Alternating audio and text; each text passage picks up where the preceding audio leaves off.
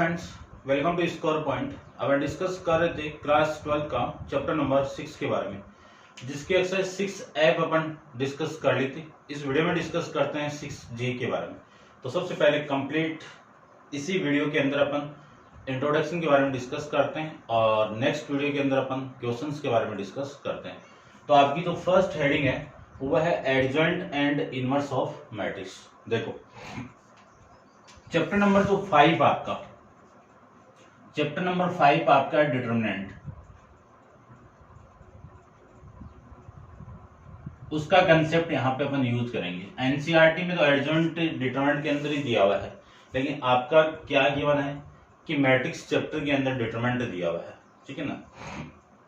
अब ये डिटरमिनेंट के अंदर जो 5D तक अपन डिस्कस की थी एक्सरसाइज, उसके आगे 5D में क्या डिस्कस किया था। देखो, इसमें सबसे पहले कोई मैट्रिक्स आपको गिवन है, कोई भी। देखो यहाँ पे ले लेता हूं मैं 3 टाइप की मैट्रिक्स ले रहा हूं। एक तो आपकी डिटरमिनेंट निकलता कौन सी मैट्रिक्स का है। डिटरमिनेंट हमेशा फाइंड आउट होता है एक स्क्वायर मैट्रिक्स का। किसका? स्क्वायर मैट्रिक्स का। स्क्वायर मैट्रिक्स कौन सी होती है? जिसमें नंबर ऑफ रो किसकी इक्वल हो, नंबर ऑफ कॉलम की इक्वल हो, उसको अपन स्क्वायर मैट्रिक्स कह सकते हैं। तो डिटरमिनेंट किसका फाइंड आउट होता है? स्क्वायर मैट्रिक्स का डिटरमिनेंट फाइंड आउट होता है। तो 3 टाइप की मैं यहाँ पे मैट्रिक्स लेता हूं। फर्स्ट आपकी कौन सी है? फर्स्ट ऑर्डर मैट्रिक्स ले लेता हूं।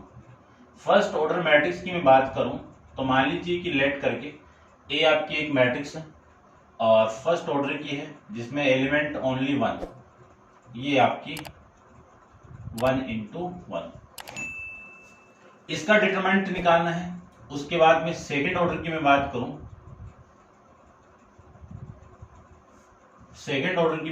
तो एक मैट्रिक्स ले लेता हूं सेकेंड ऑर्डर में, जिसमें element number of row 2, number of column 2, दोनों को मल्टीप्लाई करोगे तो 4 element A11, A12, A13, A121 और A22, ये लीजिए। उसके बाद में थर्ड पे अपन डिस्कस करते हैं थर्ड ऑर्डर मैट्रिक्स की, ठीक है। और इस मैट्रिक्स को ले लेता हूं मैं A11, A12, A13, A21, A22, A23, A31, A32 और A33, ये मैट्रिक्स। ये 2 into 2 की है और ये 3 into 3 की है। इस वजह से इसको थर्ड ऑर्डर, जिसमें नंबर ऑफ रो और नंबर ऑफ कॉलम दोनों के दोनों 3 हैं, तो इस मैट्रिक्स को थर्ड ऑर्डर मैट्रिक्स कहते हैं। अब इन तीनों मैट्रिक्स का मुझे डिटरमिनेंट फाइंड आउट करना है। तो डिटरमिनेंट को 2 पैरेलल लाइन के अंदर रिप्रेजेंट करते हैं। या तो मैं इस डिटरमिनेंट को डिटरमिनेंट ऑफ ए, या फिर इसे नॉर्मली आप डिटरमिनेंट ऑफ ए लिख सकते हो, या फिर डिटरमिनेंट ऑफ ए आप ऐसे भी लिख सकते हो। इसको मैंने पैरेलल लाइन के बीच में रिप्रेजेंट किया, तो इसको भी आपको पैरेलल लाइन के बीच में ही रिप्रेजेंट करना पड़ेगा। इसको मैं सोल्व करूंगा तो इसकी जो वैल्यू होगी डिटरमिनेंट ऑफ ए की, वो कितनी आ जाएगी? A11 आ जाएगी।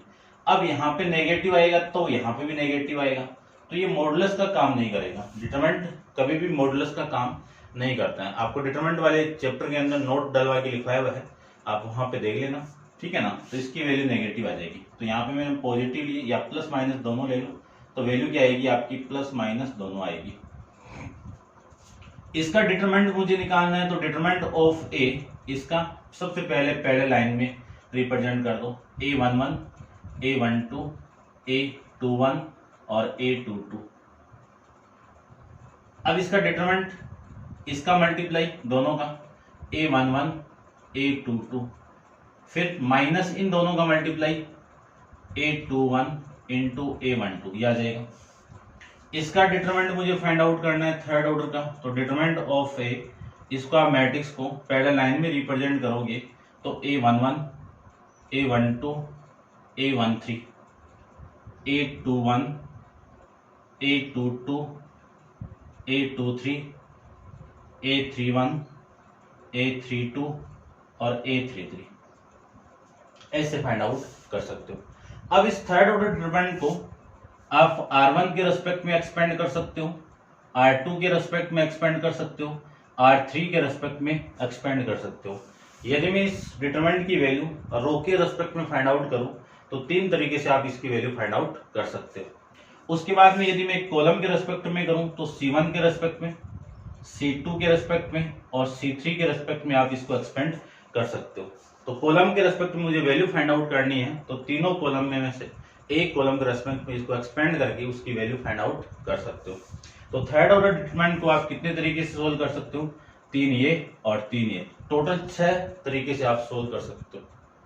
ठीक है, अब इसके बाद में डिस्कस इसमें करते हैं डिटरमिनेंट के अंदर माइनर एलिमेंट के लिए।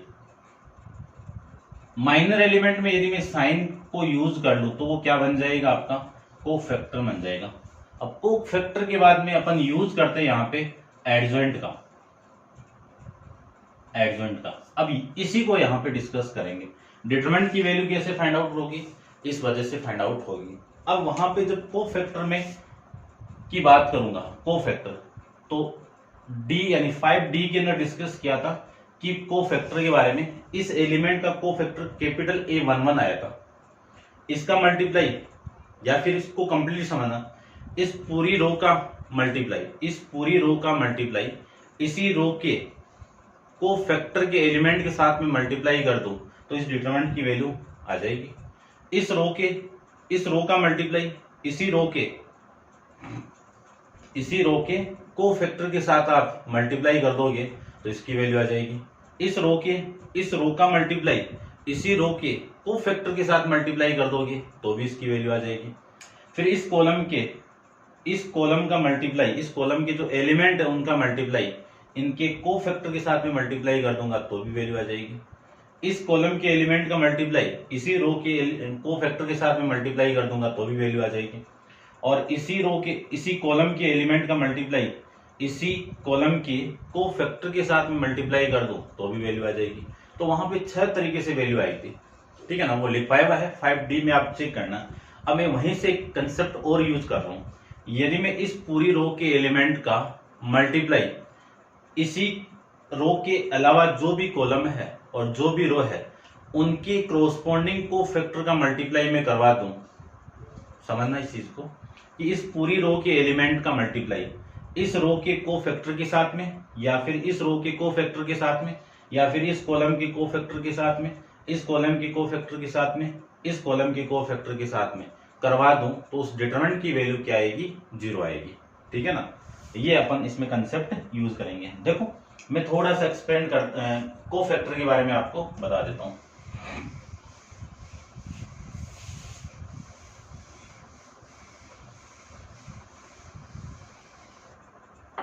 ये डिटरमिनेंट ऑफ ए आ गया अपना। ठीक है ना, इसको मैं डेल्टा से भी रिप्रेजेंट कर सकता हूं। सबसे पहले मैं यहां पे कोफैक्टर की बात करूं, कोफैक्टर को अपन कोफैक्टर मैट्रिक्स की बात कर लूं, इसका मैं मल्टीप्लाई करना है मुझे,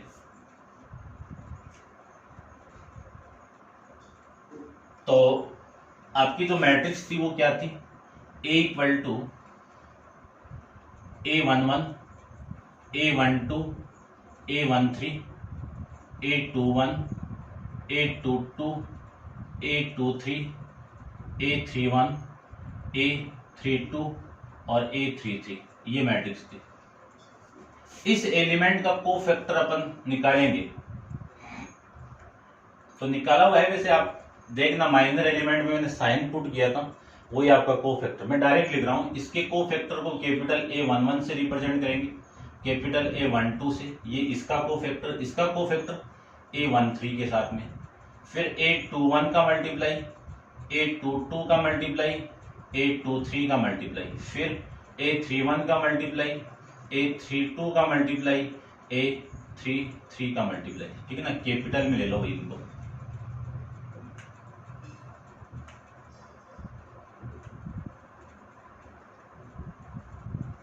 ये अपन यहां पे यूज करेंगे।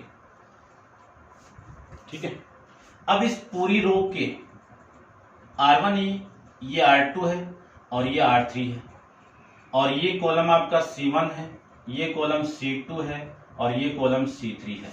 ये आपका R1 है और ये सेकंड रो है और ये थर्ड रो, ये C1, ये C2 और ये C3 ये है। यदि मैं इस पूरी रो का मल्टीप्लाई, इस पूरी रो के एलिमेंट का मल्टीप्लाई, रो के एलिमेंट कौन कौन से देखो ध्यान से, A11, फिर A12 और फिर A13, इसका मल्टीप्लाई मैं इस रो के कोफैक्टर के साथ मल्टीप्लाई कर दूं तो आपकी वैल्यू क्या आएगी, यानी इस रो का मल्टीप्लाई इसी रो के कोफैक्टर यही है, इनके साथ में मल्टीप्लाई करवा दूं तो आपकी वैल्यू ये आएगी प्लस A13 आ जाएगी। इसी की वैल्यू क्या होगी, डिटरमिनेंट ऑफ A होगी।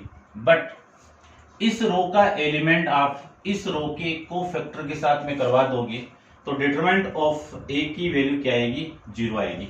यानी आपको ये चेक करना है कि ये वाली वैल्यू और ये वाली वैल्यू सेम होनी चाहिए, ये वाली वैल्यू और ये वाली वैल्यू सेम होनी चाहिए, ये वाली वैल्यू और ये वाली वैल्यू सेम होनी चाहिए।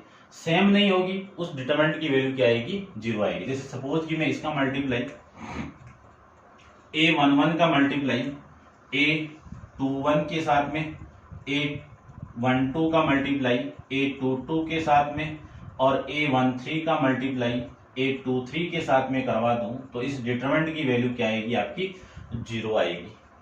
ठीक है, ये आपका अभी तक डिटरमिनेंट में चल रहा है, एडजॉइंट तो अब आएगा। ठीक है ना, तो एडजॉइंट के बारे में डिस्कस करते हैं। एडजॉइंट से पहले थोड़ी सी और डिस्कशन करते हैं। इसमें एक हेडिंग दी हुई है, singular matrix, non singular matrix.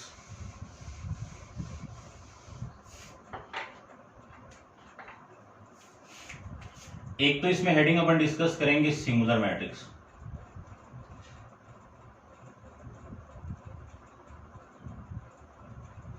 और एक डिस्कस करेंगे अपन नॉन सिंगुलर मैट्रिक्स।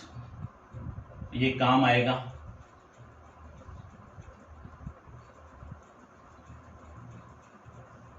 ठीक है, सिंगुलर मैट्रिक्स वो मैट्रिक्स होती है जिसका मैं डिटरमिनेंट फाइंड आउट करूं और उस डिटरमिनेंट की वैल्यू 0 के इक्वल आ जाए, उस मैट्रिक्स को अपन सिंगुलर मैट्रिक्स कहेंगे। कौन सी मैट्रिक्स होगी, यदि कोई मैट्रिक्स आपको गिवन है और उसका मैं डिटरमिनेंट फाइंड आउट करूं तो उस डिटरमिनेंट की वैल्यू आपकी क्या आ जाए, 0 आ जाए, तो वो ए क्या कहलाएगा, ये जो मैट्रिक्स ए है वो क्या कहलाएगी, आपकी सिंगुलर मैट्रिक्स कहलाएगी। सेम ही नॉन सिंगुलर के अंदर ऐसी मैट्रिक्स जिसका डिटरमिनेंट ऑफ ए की वैल्यू नॉट इक्वल टू 0 हो।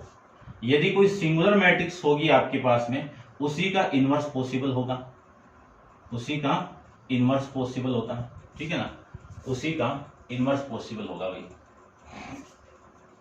ठीक है, ये था, समझ गए होंगे इतना। ये दोनों मैट्रिक्स के बारे में आप समझ जाना। अब अपन एडजॉइंट के बारे में डिस्कस करते हैं। तो आप वीडियो को पॉज करके वो नोट डाउन कर लो। और ये अपन 5D के अंदर डिस्कस किया था और अब अपन 5D से आगे चलते हैं एडजॉइंट के अंदर। तो आप वीडियो को पॉज करके इसको नोट डाउन करो, डिस्कस करते हैं।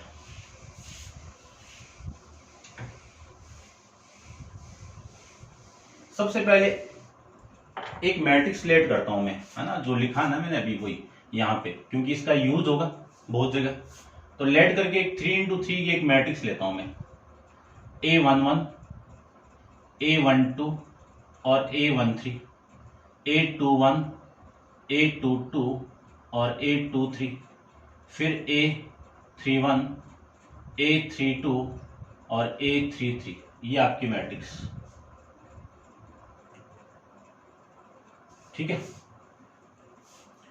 अब मैं एडजॉइंट की बात करूं, यहां पे आपकी हेडिंग है एडजॉइंट। एडजॉइंट की मैं बात करूं तो एक मैट्रिक्स ए है, उसका एडजॉइंट को अपन रिप्रेजेंट करेंगे एडजॉइंट ऑफ ए से। क्या साइन है, एडजॉइंट का ए डीजे और ये ए मैट्रिक्स, यानी उस मैट्रिक्स का एडजॉइंट। इसका जो फॉर्मूला होगा वो फॉर्मूला क्या होगा, cofactor of matrix A, cofactor of matrix A. इसका क्या कर दूं मैं, ट्रांसपोज कर दूं तो क्या मिल जाएगा, एडजॉइंट मिल जाएगा। ठीक है, अब कोफैक्टर 5D के अंदर डिस्कस किया था। अब देखो,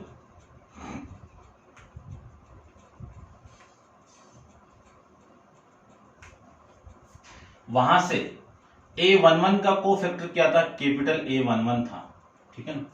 को फैक्टर की मैट्रिक्स भी मैं रिप्रेजेंट कर देता हूं, ठीक है ना। को फैक्टर की मैट्रिक्स यहां पे देखो, A11, A12 और A13, capital A21, capital A22 और capital A23, capital A31, capital A32, capital A33, ये आपकी मैट्रिक्स है, ठीक है। ये लो, इसका ट्रांसपोज करना है मुझे, तो इसका ट्रांसपोज कर दीजिए आप। इसका मैं ट्रांसपोज करूं तो पूरी रो को कॉलम में चेंज, A11 का A11, A12, A13, फिर A21 और A22, A23, फिर A31, A32 और A33। ये किसकी वैल्यू आ गई, एडजॉइंट ऑफ ए की वैल्यू आ गई। किसकी वैल्यू आ गई, एडजॉइंट ऑफ ए की वैल्यू आ जाएगी। उसके बाद में नेक्स्ट हेडिंग इसमें इनवर्स ऑफ मैट्रिक्स की मैं बात करता हूं, ठीक है ना। अभी है नहीं है बट इसी से कनेक्टेड है। इसके बाद में इसके जो और कंसेप्ट वो अपन यूज करेंगे। तो पहले मैं यहां पे डिस्कस कर लेता हूं inverse of matrix, inverse of A matrix. मान लीजिए कि कोई मैट्रिक्स आपको ए गिवन है, इसका इनवर्स मुझे फाइंड आउट करना है। तो एक इनवर्स प्रॉपर्टी आई थी मैट्रिक्स के अंदर, मल्टीप्लिकेशन के अंदर इनवर्स प्रॉपर्टी, वो क्या थी कि ए आई का मल्टीप्लाई में, यानी आइडेंटिटी प्रॉपर्टी थी ना, कि इसका साथ में करवाऊं एक, तो ए आएगी यहां से और यहां से आई इंटू ए आएगी। अब इस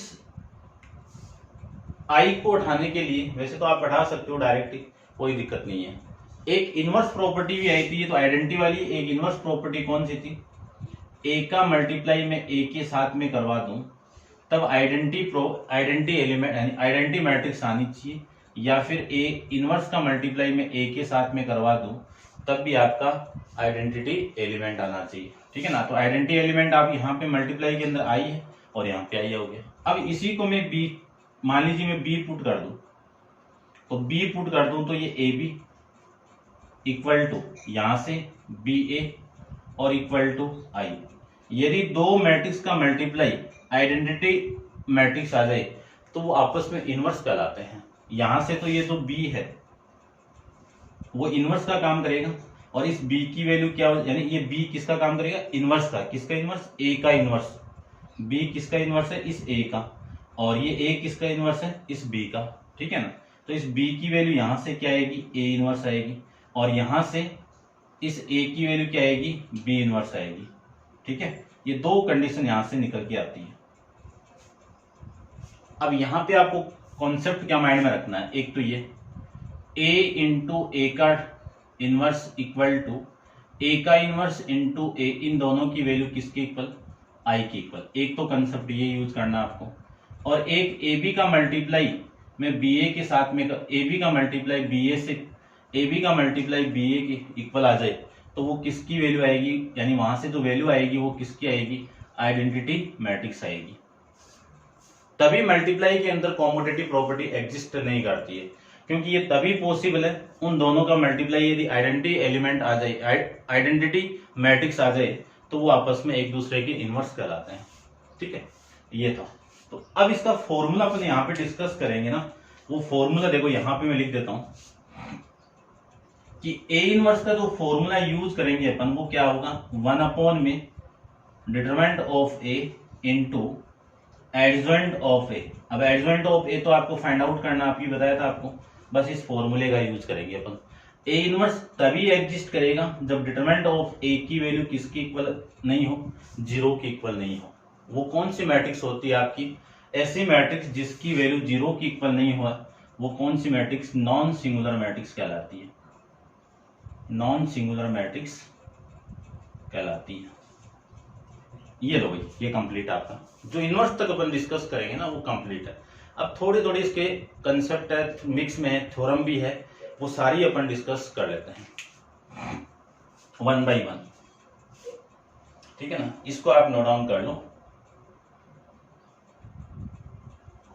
इसको मैं एडजॉइंट को यहां पे पुट कर देता हूं एक बार, क्योंकि यूज इसको नोट डाउन कर लेना आप, इसका मैं यूज करूंगा।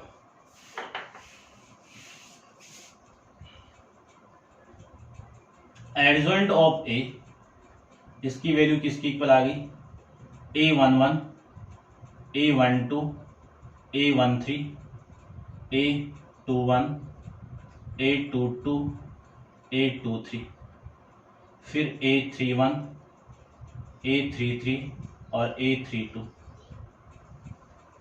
ये 32 और ये 33, ठीक है ना। इसके बारे में अपन करेंगे डिस्कस।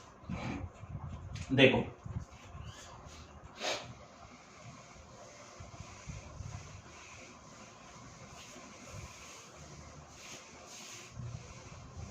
आप नोट डाल लो या फिर थ्योरम से स्टार्ट कर दो, आपकी मर्जी है, आपको कंसेप्ट बताएंगे यहाँ से, या तो नोट डाल दो या फिर थ्योरम डाल दो। जो थ्योरम आपकी बुक के अंदर दी हुई है मैं उसको थ्योरम नाम दे दूंगा वहां पे, ठीक है ना।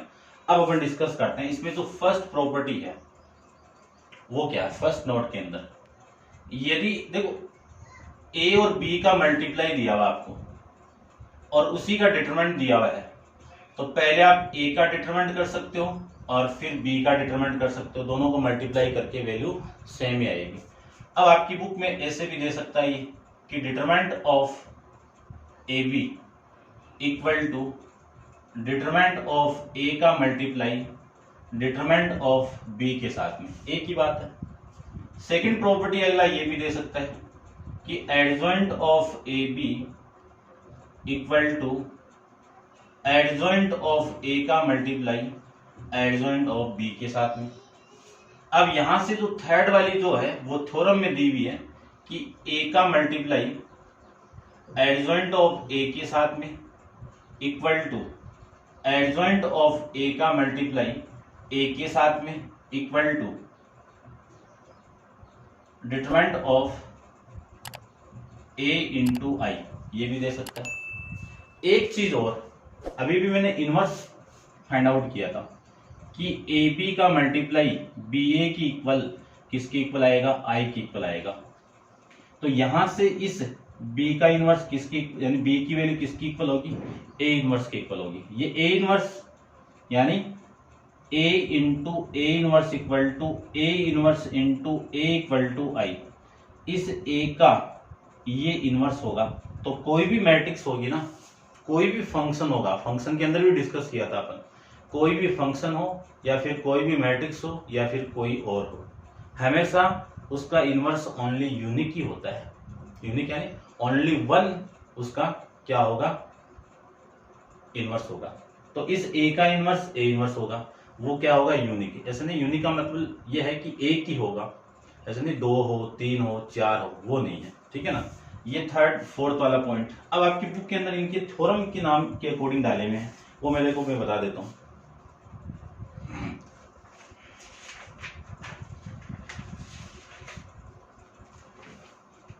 इन्वर्टिबल मैट्रिक्स हो गई, और ये जो कंसेप्ट है आपके सिंगुलर वाले हो गए। ये आपका पेज नंबर है 650 नंबर पेज पे 6.33 हेडिंग। ये जो मैट्रिक्स अभी मैं बता रहा हूँ 6.33 वाली हेडिंग, क्या लिखा हुआ है, the uniqueness theorem on invertible matrix has a unique inverse. कि कोई भी मैट्रिक्स इन्वर्टिबल है, उस मैट्रिक्स का इनवर्स भी यूनिक होता है, बस ये आपको ध्यान में रखना है, ठीक है ना। फंक्शन के अंदर भी डिस्कस किया था कि कोई फंक्शन गिवन है, उस फंक्शन का इनवर्स भी यूनिक होता है, ठीक है। उसके बाद में ए इनवर्स फाइंड आउट कर लिया, ठीक है।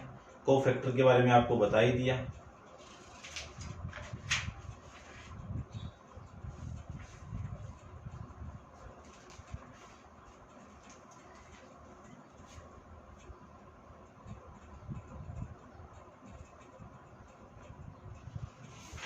और ये जो थ्योरम नंबर फर्स्ट आपको इसमें दी हुई है, वो भी मैंने आपको अभी बताई थी, वो चेक कर लेना आप।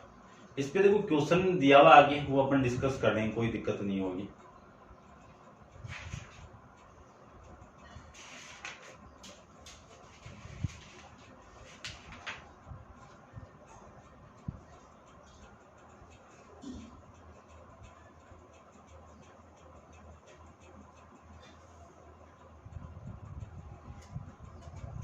6.29 हेडिंग भी कर ली थी,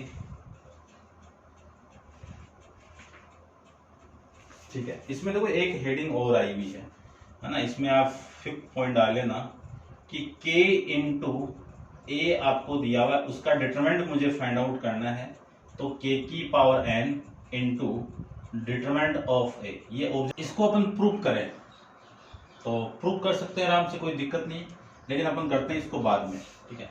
इसकी जो नेक्स्ट है 6th वाली, वो क्या है कि एडजॉइंट ऑफ k इंटू ए। अब ए क्या आपकी n ऑर्डर की मैट्रिक्स है, ए क्या आपकी n ऑर्डर की मैट्रिक्स है, तब इसकी वैल्यू क्या होगी k की power n minus 1 into adjoint of A, ठीक है। और आपकी बुक के अंदर पेज नंबर 52 पे ये गिवन है कि ये जो a है वो थर्ड ऑर्डर की मैट्रिक्स है, तो एडजॉइंट ऑफ a इंटू के इंटू ए इक्वल टू के की पावर 2 एडजॉइंट ऑफ ए। ये 2 कब आया है, जब ये मैट्रिक्स आपकी कौन से ऑर्डर की हो, 3 इंटू 3 की है, तब के अकॉर्डिंग, ठीक है। ये कंसेप्ट आपको गिवन है। उसके बाद में पेज नंबर 55 पे एक थ्योरम गिवन आपको 6.38 पे कि if A is a 3 into 3 non singular matrix then adjoint of A, ये 6th वाली प्रॉपर्टी है, इसको भी अपन प्रूव करेंगे।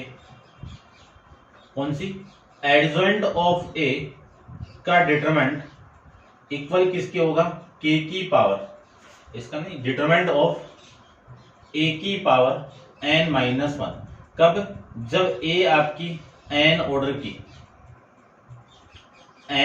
की मैट्रिक्स है, तब ए आपकी किस ऑर्डर की है, n, तब n माइनस 1 वैल्यू आएगी। ये कंसेप्ट आपको गिवन है, इन कंसेप्ट में अपन प्रूव करेंगे, एक तो इसको और एक इसको, और आपको डायरेक्ट माइंड में रखना है, ये इस पे डिपेंड क्वेश्चन है, और ये आपका क्वेश्चन गिवन है, कोई दिक्कत नहीं है, इस पे भी कोई दिक्कत नहीं है, और इसको अपन क्वेश्चन के अंदर प्रूव कर लेंगे। और ये यूनिकनेस वाला आपको माइंड में रखना है कि एक मैट्रिक्स का यूनिक भी यानी एक मैट्रिक्स का इनवर्स यूनिक होता है, बस इतना माइंड में रखना है। अब मैं इसके बारे में डिस्कस करता हूं, इसके बारे में सबसे पहले तो देखो, इतना आप नोट डाउन कर लो, यहां से देखो, यानी मैं पॉइंट नंबर 5 की बात करूं, 5 में क्या है, ए और के है, ए मैट्रिक्स को के से मल्टीप्लाई करूं, ए मैट्रिक्स को मैं के से मल्टीप्लाई करूं, तो यहां से वैल्यू क्या आएगी, के इंटू A1, के इंटू A12 और के इंटू A13, के इंटू A21, के इंटू A22 और के इंटू A23, के इंटू A31, के इंटू A32 और के इंटू A33, ये आपकी मैट्रिक्स है। अब मुझे इसका डिटरमिनेंट करना है, तो ये डिटरमिनेंट आ जाएगा, और इसको भी डिटरमिनेंट में फॉर्म में चेंज कर देता हूं, तो ये पहले लाइन के बीच में और ये आपका पहले लाइन के बीच में। अब ये जो मैट्रिक्स ए है वो 3 ऑर्डर की है, ये किस मैट्रिक्स है, 3 ऑर्डर की मैट्रिक्स है, यहाँ पे किस ऑर्डर की है, 3 इंटू 3 की है, तो n की वैल्यू में क्या ले लूं, यहाँ पे 3 है। अब इसमें वैल्यू में पुट कर दूं तो आपकी वैल्यू कितनी आएगी, k into A equal to, इस रो में से k कॉमन आएगा, इस रो में k कॉमन आएगा, इस रो में k कॉमन आएगा, कितनी के, 3 के, जिसको मैं लिख सकता हूँ k, और जो वैल्यू बची है वो किसकी वैल्यू आ जाएगी, डिटरमिनेंट ऑफ a की वैल्यू। ये आप इसको प्रूव कर सकते हो। थर्ड ऑर्डर की थी तो यहाँ पे k की पावर 3 आई, n ऑर्डर की होती तो k की पावर कितनी आएगी, n आएगी, इसके अकॉर्डिंग। इसको मैं प्रूव करूं तब देखो, ये इंपॉर्टेंट है, ध्यान रखना इसमें। इसको देखो, इसको मैं रब कर देता हूं कंप्लीट।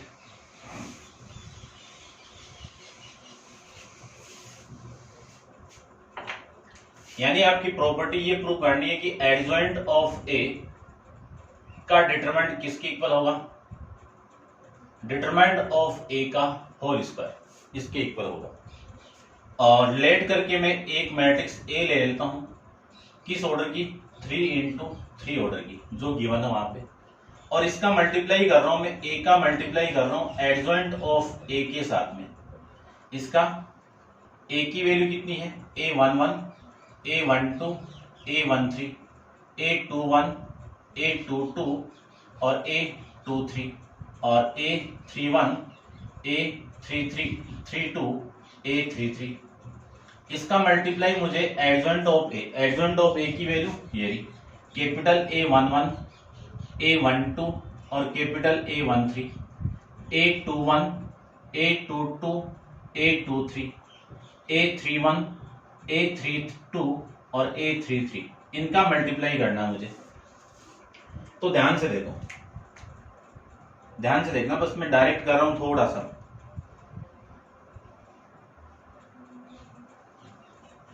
इस पूरी रो का मल्टीप्लाई मैं इस कॉलम से कर दूं तो A11 का मल्टीप्लाई कैपिटल A11 के साथ में प्लस A12 का मल्टीप्लाई कैपिटल A12 के साथ में, A13 का मल्टीप्लाई कैपिटल A13 के साथ। तो देखो इस फर्स्ट रो के एलिमेंट का मल्टीप्लाई इसी रो के को फैक्टर के साथ में मल्टीप्लाई कर दो तो आपके इस डिटरमिनेंट की वैल्यू आ जाएगी, डिटरमिनेंट ऑफ ए आ जाएगा। तो इस पूरे की जगह मैं डिटरमिनेंट ऑफ ए लिख सकता हूँ ना, ठीक है ना, लिखूंगा, मैं अभी लिखूंगा, बस ओनली आपको एक्सप्लेन कर रहा हूँ, ठीक है। इस पूरी रो का मल्टीप्लाई में इस कॉलम से कर दूं तो A11 का मल्टीप्लाई तो किसके साथ हो रहा है, इसके कोफैक्टर के साथ मल्टीप्लाई हो रहा है। तो मैंने आपको बताया था कि इस रो के एलिमेंट है, इस रो के एलिमेंट का मल्टीप्लाई इसके अलावा जो भी रो है उसके कोफैक्टर के साथ आप मल्टीप्लाई कर दोगे तो उसकी वैल्यू क्या आएगी, 0 आएगी। तो इसकी वैल्यू आपकी 0 आएगी और इस पूरे की वैल्यू क्या आएगी, डिटरमिनेंट ऑफ ए लिख देता हूं मैं यहां पे, और इसकी वैल्यू 0।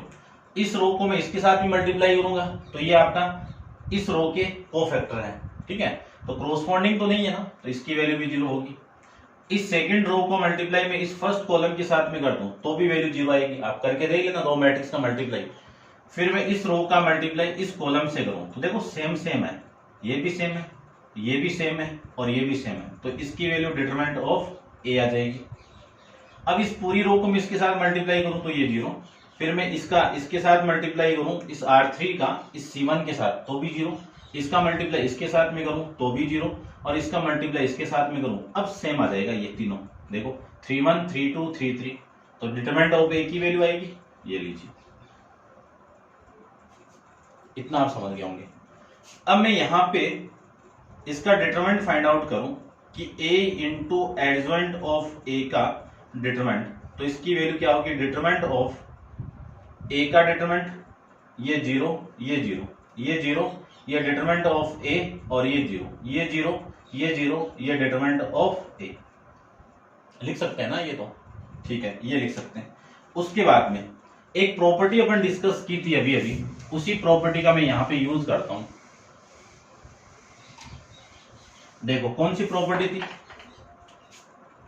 ए और बी का डिटरमिनेंट किसके इक्वल होगा, डिटरमिनेंट ऑफ ए और डिटरमिनेंट ऑफ बी के इक्वल। तो इस पूरे को मैं क्या लिख सकता हूं, इसको लिख सकता हूं मैं determinant of A into determinant of adjoint of A. अब इस पूरी रो में से ये कॉमन निकाल दो, ये इसमें से कॉमन निकाल दो, इसमें से, तो 3 डिटरमिनेंट ऑफ ए कॉमन आएगा, तो ए की पावर यानी डिटरमिनेंट ऑफ ए की पावर 3 इंटू 1 0 0 0 1 0 0 0 और 1। ये क्या है, आइडेंटिटी मैट्रिक्स का डिटरमिनेंट। आइडेंटिटी मैट्रिक्स का डिटरमिनेंट हमेशा क्या होगा, 1 होगा। तो इस पूरे की वैल्यू तो 1 और इसकी एक पावर इससे कैंसिल आउट होगी तो यहाँ पे 2। तो एडजॉइंट ऑफ ए का डिटरमिनेंट किसके इक्वल होगा, डिटरमिनेंट ऑफ ए की पावर 2 और इसकी वैल्यू कितनी आएगी, 1 आ जाएगी। इसी को मैं लिख सकता हूं determinant of adjoint of A equal to determinant of A की पावर 3 माइनस 1 लिख सकता हूं ना। अब ये 3 किसके अकॉर्डिंग आया है, ये इसके अकॉर्डिंग आया कि इस मैट्रिक्स का ऑर्डर क्या था, ऑर्डर क्या था, थर्ड था।